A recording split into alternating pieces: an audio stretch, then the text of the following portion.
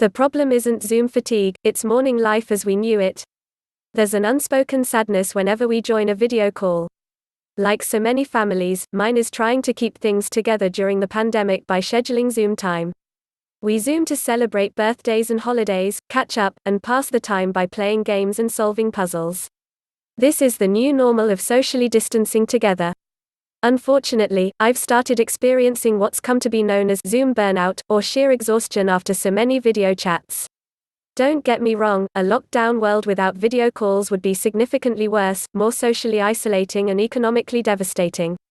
But this doesn't change the fact that telepresence is contributing to my overall weariness, and maybe yours, too.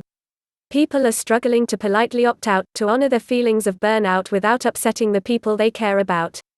After all, it's hard to say you're unavailable and can't make an online appearance during a quarantine. What makes the situation especially fraught is that we've accepted the wrong explanation of the problem. The issue isn't just about technological mediation, all the differences between a video call and in-person communication. Our burnout is largely due to the depressing thoughts the pandemic brings to mind during every online conversation that substitutes for one we'd prefer to have in person. Thoughts that are palpable even when we dare not speak them aloud.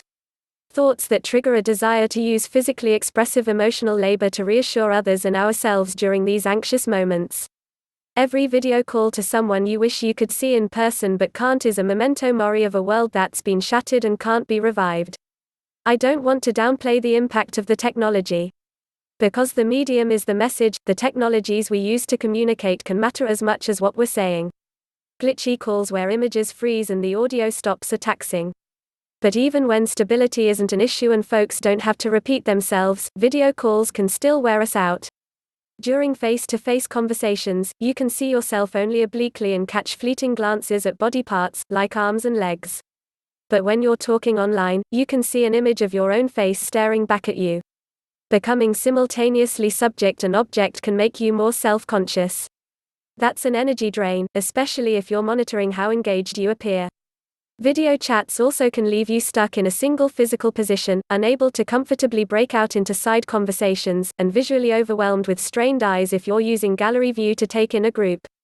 And let's face it, the proliferation of video chats is piling on more screen time to our hyper-screened lives, which can leave us with the feeling that we're managing our social lives like regimented workplace meetings.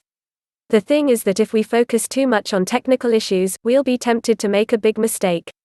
We'll look for superficial life hacks, like trying to space out calls, hide yourself on Zoom so you don't have to see your own face, and take breaks to move around, to fix an existential situation that tinkering can't remedy.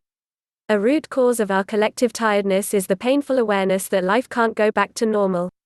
Every video call to someone you wish you could see in person but can't is a memento mori of a world that's been shattered and can't be revived, a symbol of tragic deaths and shattered hopes and dreams. It's only natural to want to be your best self during these moments. To be so damned present and empathetic it hurts. It's no wonder our better angels, which are what the situation calls for, are exhausted.